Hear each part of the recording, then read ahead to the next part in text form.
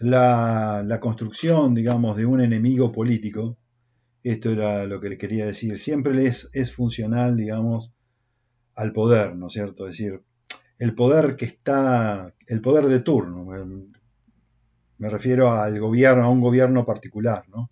Pero a cualquier gobierno le conviene siempre enarbolar un enemigo político. Cuanto más poderoso, más grande va a ser la gesta heroica que ellos mismos puedan construir. El problema es cuando le sale mal, ¿no? Entonces, como le sale mal, después resulta que se derrumba absolutamente todo, ¿no? ¿Qué es lo que habitualmente les pasa, digamos, a esos gobiernos que necesitan justamente de construir ese enemigo grande, poderoso, terrible? Pero mientras tanto le es bastante funcional. Es lo que la autora llama la manipulación del imaginario colectivo y la compra de lealtades, digamos, para agarrando a Isa, digamos, como el malo de la película. Claro, exactamente. Porque ahí hay una combinación también, ¿no? Es decir, también nos podríamos preguntar qué efecto causa por la manipulación del imaginario, que además pienso yo que también esto dura un tiempo, ¿no? A la larga nos damos cuenta. Se parte de una idea que es absolutamente elitista y es considerar que las masas son precisamente muy ignorantes y se dejan llevar, digamos, por las apreciaciones. Los otros días había leído leí y lo recordé, que ya lo había leído en su tiempo, hace muchos años atrás, lo que Donald Trump decía de las masas yanquis, americanas. ¿Qué decía el tipo? Decía, mira, total, yo voy a decir lo que se me antoja, porque lo que yo diga por Fox News, los tipos se la van a creer, hablando, digamos, de las masas ignorantes americanas. Se la van a creer, pero así, con total desparpajo. ¿Se la creyeron o no? Y sí, se lo creyeron. Eso les da la razón. ¿Y por qué lo cito a Donald Trump? Porque los Estados Unidos es el país más elitista sobre la Tierra, a pesar de ser, también,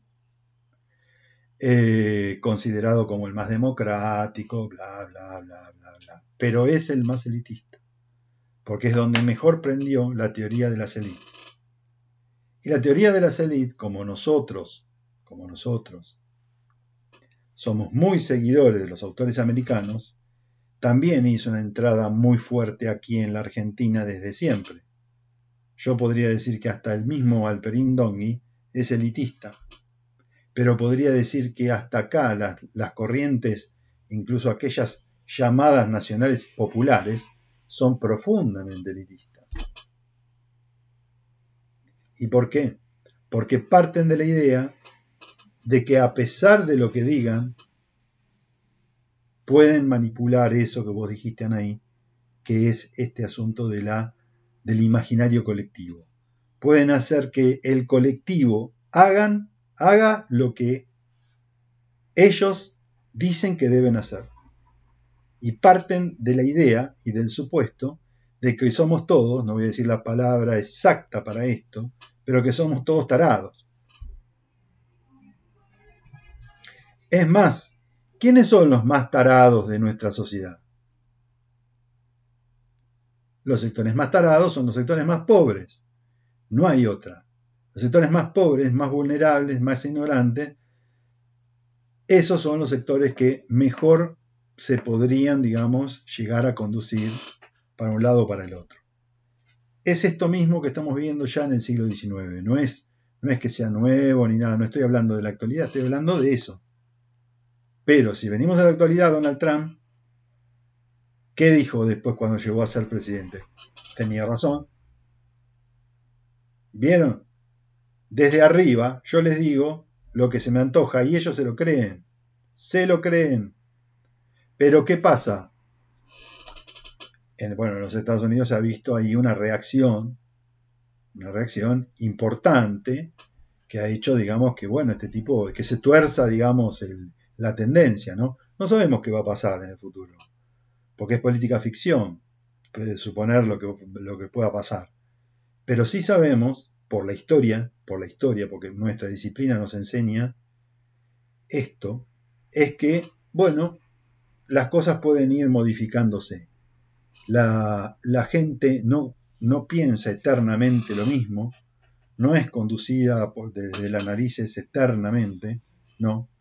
Y hay un elemento que por supuesto se distingue en esta sociedad del siglo XIX, a diferencia de lo que puede llegar a ocurrir en otras etapas, digamos, del siglo XX o incluso de nuestra propia actualidad, son cosas completamente distintas, y es que en ese entonces, están tratando de construir eso que se llama, que es muy burguesa, es muy típica de las sociedades burguesas, democráticas, republicanas, etcétera, etcétera, típico de la sociedad burguesa, que es la construcción de las sociedades civiles, la construcción de la sociedad civil como un elemento, digamos, separado de lo que es la sociedad política. ¿Sí? Es decir, la sociedad política, es esto lo que están tratando de lograr, necesita de una legitimidad, necesita de una corriente de opinión favorable, necesita que la opinión pública apoye, además de que esté apoyado y legitimado mediante el voto. ¿Me explico? Y ese voto está dado por la sociedad civil, y ese apoyo, esa opinión pública es la sociedad civil. Pero para esto hay que construirla, hay que hacerla. ¿Y cómo se construye? ¿Cómo se hace? Acá lo que estamos viendo es simplemente manipulación con lo que dijimos hasta ahora. Pero si avanzamos, digamos, en el trabajo de Sábato, digamos, de cómo es la vida pública, digamos, de la vida pública política, la vida social, la sociabilidad, etcétera, etcétera, nos vamos a dar cuenta ahí cómo se hace, cómo se construye una sociedad civil. No es que alguien dice, vamos a construirla, sino que se va haciendo, ¿no es cierto? ¿Y cómo se hace? En la sociedad civil encontramos las asociaciones de socorros mutuos, por ejemplo, los clubes de barrio, clubes de cualquier cosa, ¿no? Las logias, las agrupaciones, los sindicatos, estoy hablando del siglo XIX y principios del XX, no ahora. Las asociaciones civiles de todo tipo, ¿no es cierto?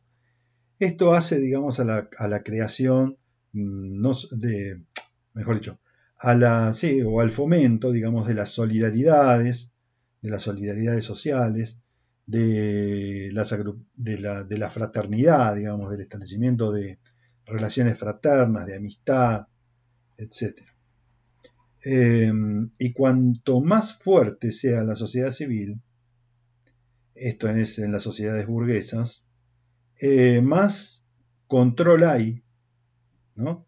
Y más, en todo caso, formas de representación legítimas tendrá esa sociedad.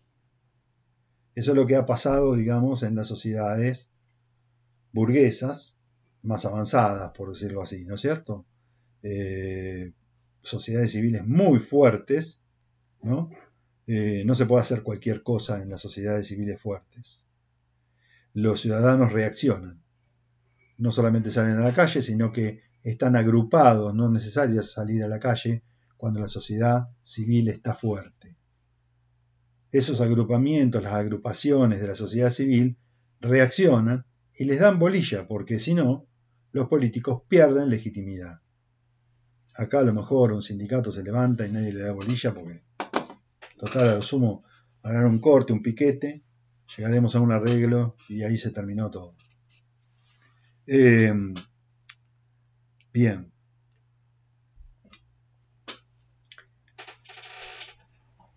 Algo más sobre... ¿Sí? Sobre el texto de Alighieri.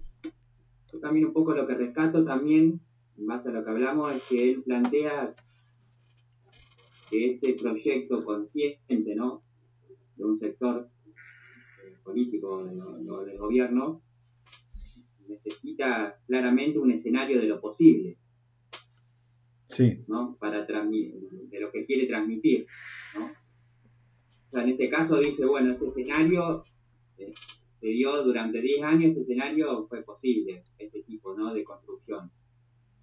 Sí, sí. Pero se manejan un escenario de lo posible. Porque hay una cosa que vuelve, digamos, en este periodo, que sí se había intentado hacer, digamos, en la década del 20 en la provincia de Buenos Aires, por lo menos, también en otras provincias, como lo vimos. Por eso hablo, digamos, de una vuelta también, digamos, o una tendencia, mejor dicho, no de la vuelta en este caso, sino de esa tendencia hacia la racionalización, ¿no? Hacia lo racional. Que en palabras, digamos, de esta élite dirigente, va a ser este asunto del progreso, la civilización, etc., ¿no? Que también esto, digamos, está mezclado con la fe o la religión. ¿Por qué? Porque no van a ser contrarios, esta élite no va a ser contraria a la Iglesia Católica ni demás. Es una élite permeada justamente por la religión católica apostólica romana, ¿no? Entonces, se da la unidad, digamos, de el espíritu y la razón.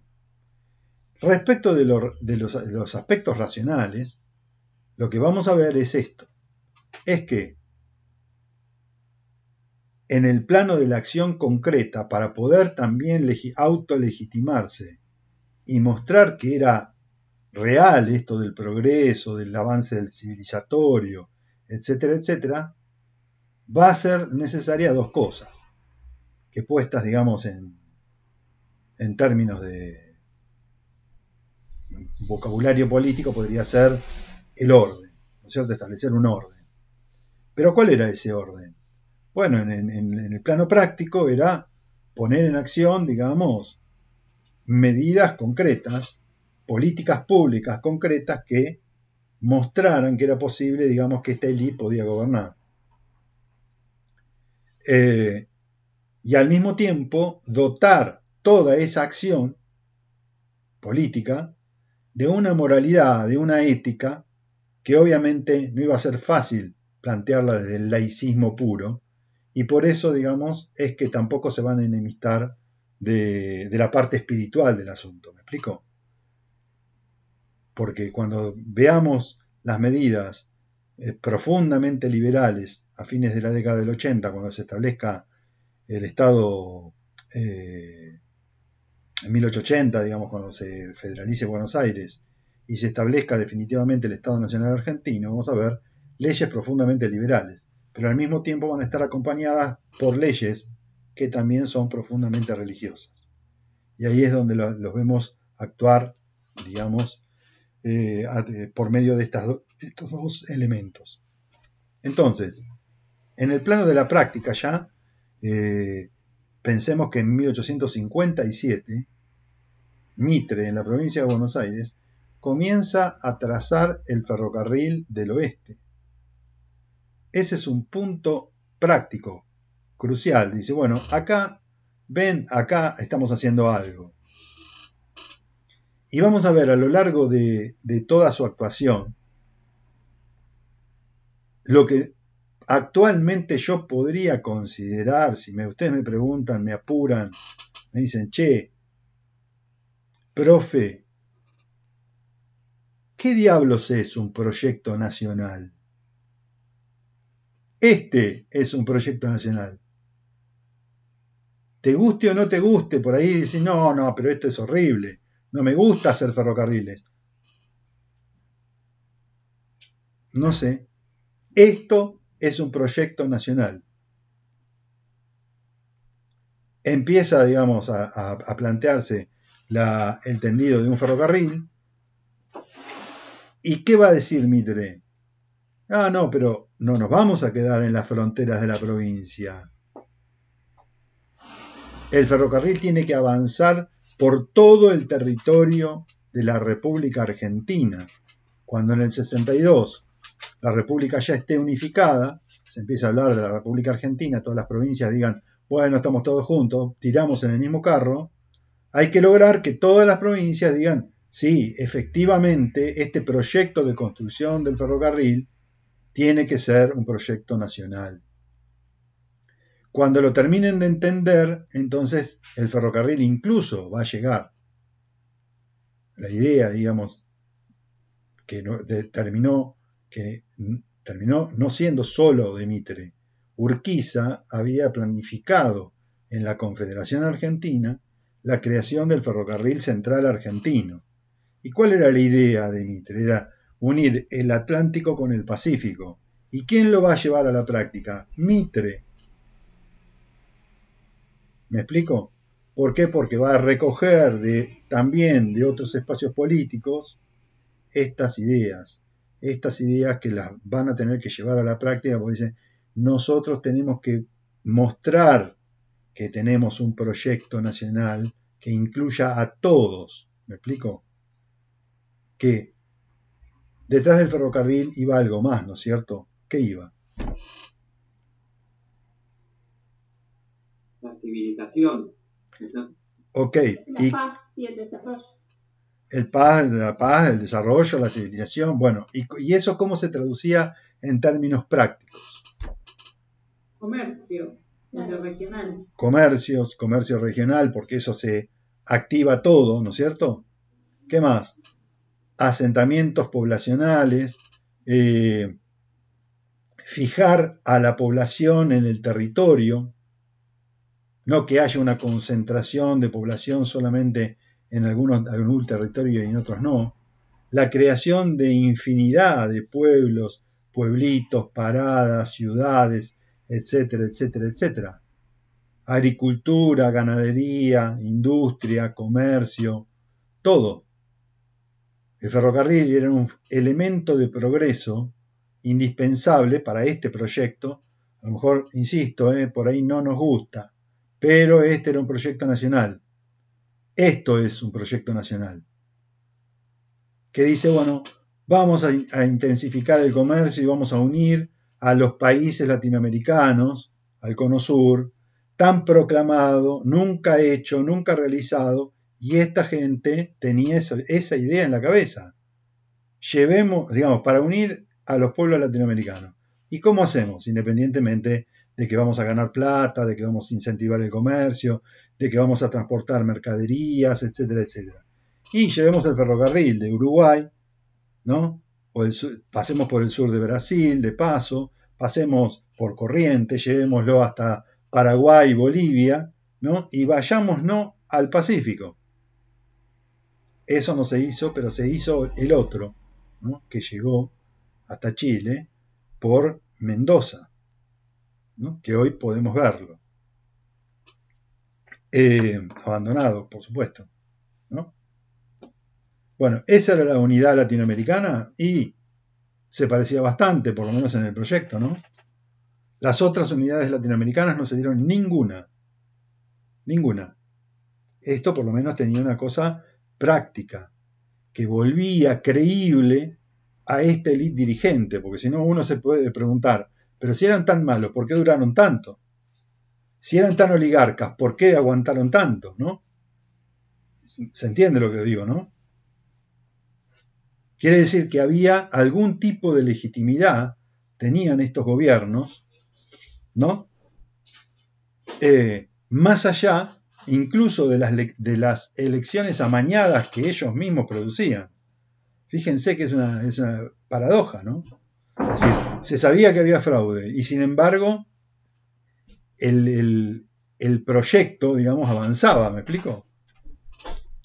No estaba cuestionado eso, lo que estaba cuestionado eran otras cosas, ¿no?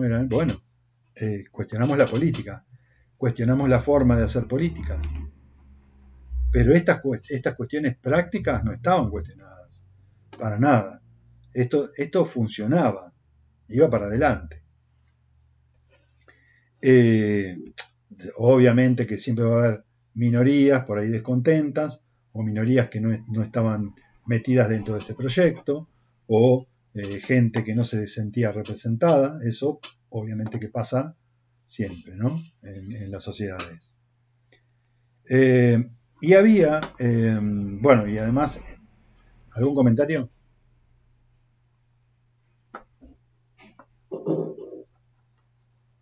No. Bueno, y después lo vamos a ver, esto, digamos, esto que yo comento así en términos generales. Bueno, lo va a comentar también en la biografía de Mitre, Míguez. Obviamente también va a ser todo un relato bastante extenso. No es momento para contar toda su biografía, ¿no es cierto? Pero va a decir un par de cosas que son bastante importantes, digamos, como para tenerlas en cuenta, y que no fue solamente Mitre, sino también sus continuadores, digamos, en la presidencia. Y es que esta gente tenía en claro dos cosas.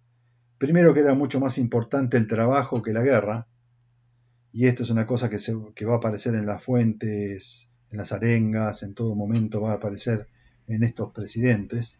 Me refiero a Sarmiento y Avellaneda también, como el propio Mitre, y que va, digamos, el planteo es siempre la paz, ¿no? El orden, la paz, la tranquilidad, el sosiego de la sociedad, ¿no? Porque logrando esta paz y qué sé yo, bueno, vamos a lograr un mejor trabajo, mejor bienestar, mayor bienestar, mejor progreso, etcétera, etcétera. Obviamente esto implicaba, digamos, formas de disciplinamiento social que todavía, digamos, estaban ahí en embrión, podríamos decir, ¿no? Y que con justa razón yo diría también van a ser parte de del mismo proceso de alfabetización cuando se implante la ley 1420, ya en una etapa un poquito posterior donde tengamos una inmigración masiva que amenazaba, digamos, a muchos sectores de la élite. Y lo que señala también es en esta supuesta claridad o real claridad que tenían estos hombres dirigentes, no solamente era este asunto de la paz, sino que lo que iba a promover, digamos, el progreso iba a ser la moralización y la ética del trabajo, ¿no? Más, obviamente, digamos, una política, digamos, incorruptible, es decir, lograr que los dirigentes fueran incorruptibles. Y Mitre, en particular, según Míguez, siempre había tenido la idea, dado que con las influencias teóricas de Mitre parece que han procedido desde su juventud por las lecturas que había hecho de Mazzini. Lo conocen a Mazzini, intelectual italiano nacionalista.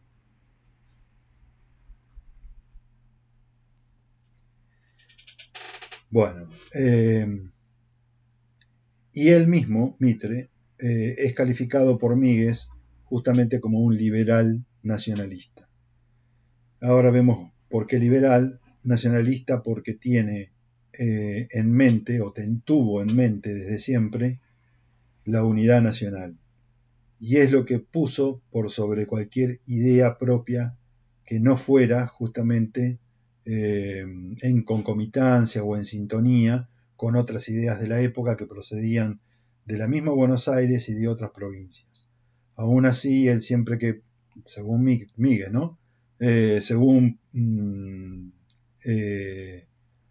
Siempre cuando pudo, digamos, siempre pactó, siempre logró un consenso con ideas que incluso no eran las suyas, pero porque había puesto por encima, digamos, esta cuestión de la creación de la nacionalidad o del Estado Nacional.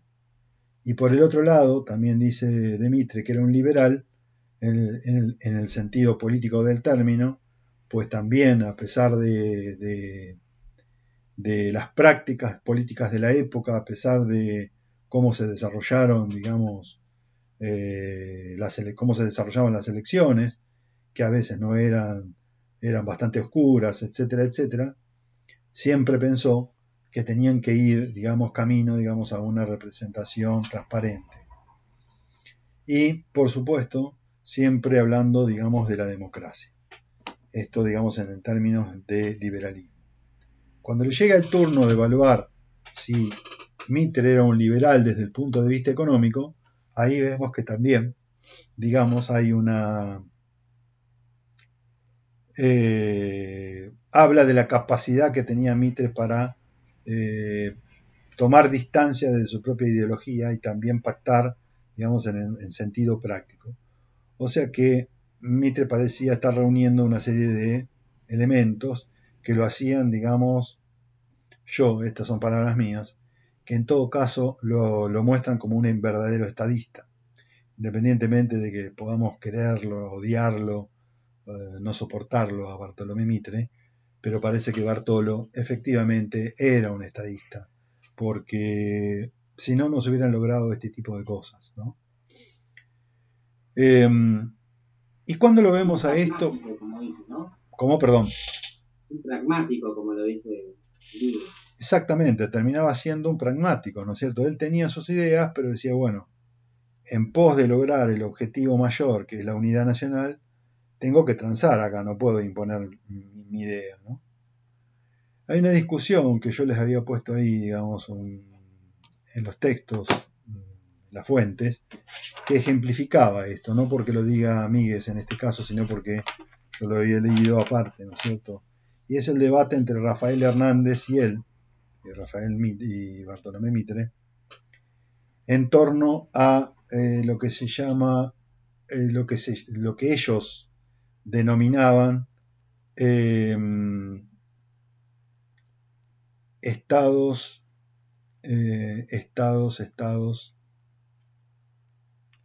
bueno, se me escapó ahora el término, o gobiernos o estados empresarios, exactamente. Me salía emprendedores porque hoy viste que está de moda el término emprendedurismo.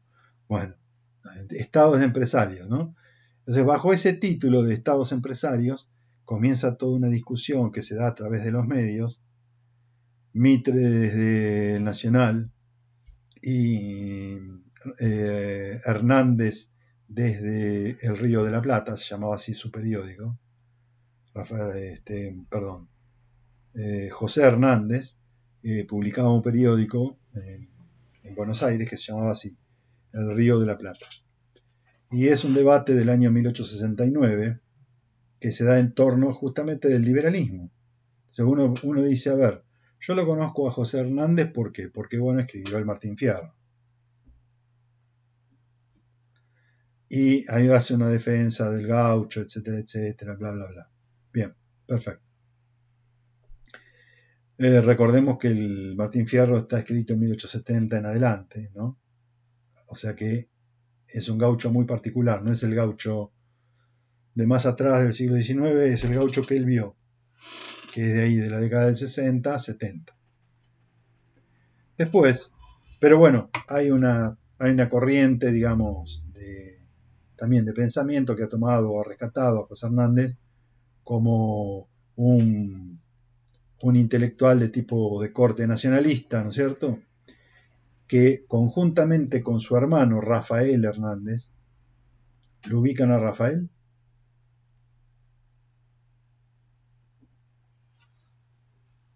¿De dónde lo ubican?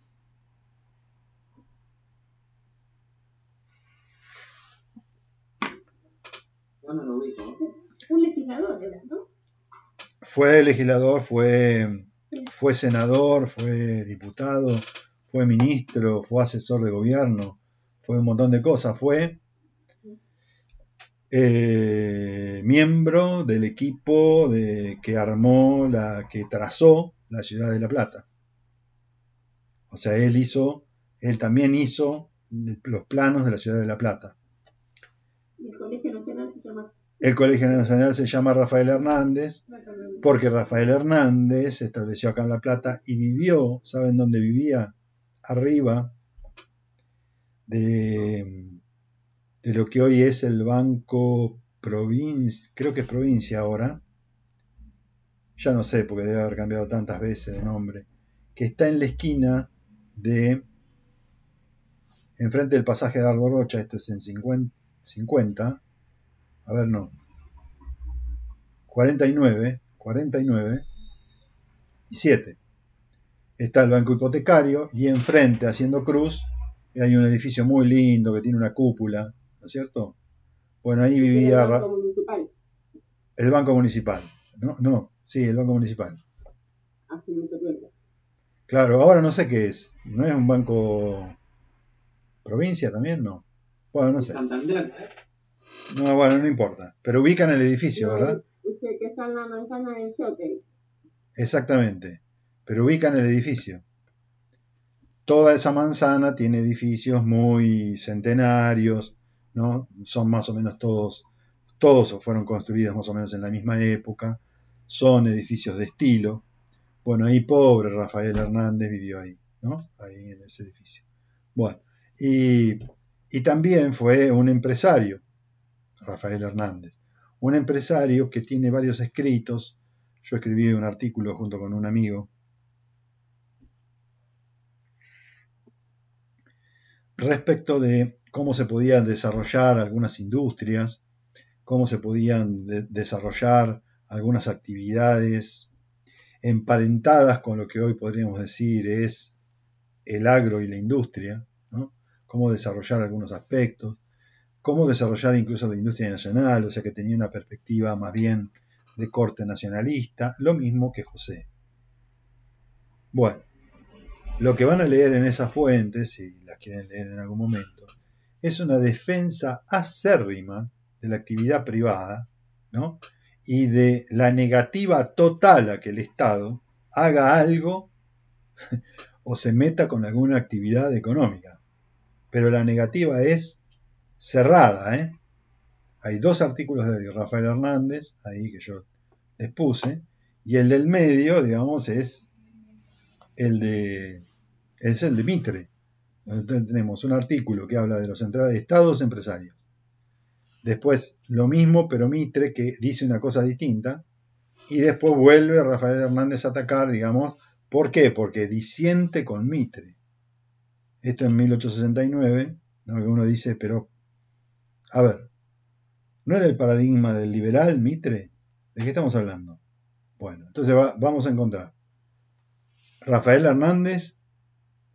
José Hernández, defendiendo, digamos, la actividad privada y diciendo que el Estado lo único que tiene que hacer es promover, digamos, y dejar promover, digamos, un clima para que los estados, para que la actividad privada se ocupe, digamos, de la producción, de las actividades comerciales, de incluso, porque esto es muy importante, ¿no? Incluso pone ejemplos, ya en el segundo artículo, ¿no? En el primero y en el último, pone ejemplos, digamos, de otros países en donde, por ejemplo, el Estado no se ocupaba ni siquiera de los canales del puerto, y sí lo hacía la actividad privada. Los empresarios privados hacían canales, puertos, rutas, puentes, etcétera, etcétera. Pone ejemplos a favor de eso. Entonces, ¿qué tiene que hacer el Estado? Y cobrar menos impuestos, en todo caso, y dejar que todo el mundo haga lo que quiera. A la flauta, dice. Por lo que entendí que decía Miguel, es que Mitre decía que eso, después de la transformación social que él pretendía hacer, eso venía solo, ¿no? No, Mitre no. No. Claro, no. Al contrario, yo dije, o sea, Miguel que dice que Mitre era proclive a transar algunos aspectos de su propia ideología liberal. Y sobre todo en materia económica. Sobre todo en materia económica. El que decía que tenía que, y ahora me fui de Míguez y digo, ¿tendrá alguna razón Míguez, además de porque Míguez a mí me convence, pero independientemente de que me convenza, como yo tengo esa tara de ir a mirar a ver si realmente es así lo que me está diciendo, que es lo que nosotros necesitamos. Nosotros necesitamos ir a la fuente para decir, ¿no me estará mintiendo este ñato? Entonces, voy a ver si el ñato tiene razón. Y me leo la fuente directa. A ver qué dice Hernández. Hernández dice, en fuente directa, no Míguez, tiene un planteo casi, te diría, ultraliberal desde el punto de vista económico. En el sentido de que hay que dejar hacer a la actividad privada porque es la única que conduce, digamos, al bienestar, al progreso, y sobre todo, Hernández, esto es lo más no llamativo porque yo ya lo conozco, porque hasta el Partido Socialista después va a decir lo mismo. ¿Por qué el Partido Socialista es liberal? Podríamos decir, ¿por qué tiene planteos liberales? Porque la defensa que hacen estos tipos es la defensa del pueblo trabajador, es la defensa de los pobres.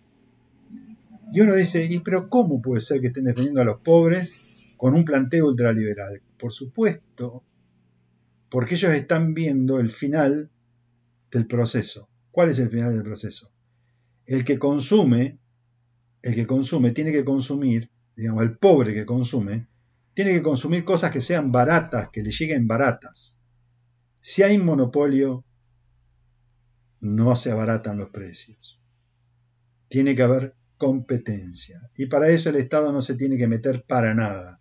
Eso es lo que decían los tipos estos. No estoy diciendo que tengan razón, guarda. Estoy diciendo lo que planteaban esta gente que defendía, digamos, al pueblo trabajador, que defendía a los humildes, a los pobres, etcétera, etcétera.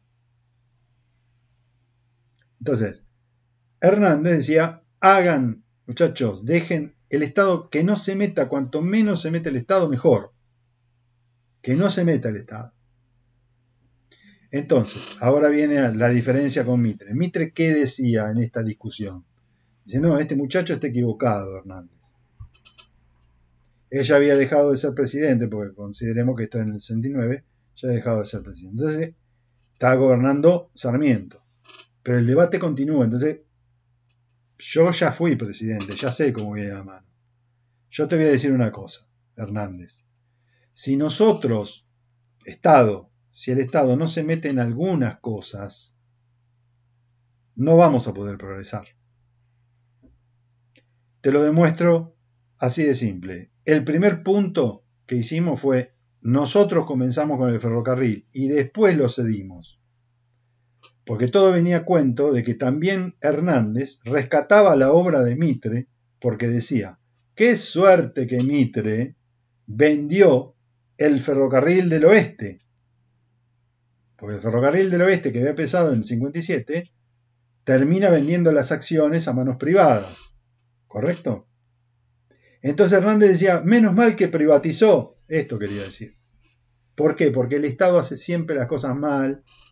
El Estado no tiene que meterse en esto, tiene que hacer otras cosas. Entonces Mitre le dice, no, pero ¿sirvió para qué? Para impulsar, nosotros desde el Estado y lo impulsamos a esto. Y después hicimos las concesiones. Y le dijimos a los tipos, no te vamos a cobrar impuesto, o te vamos a bajar los aranceles, y te vamos a dar garantía de recuperación económica. Ahí está el Estado.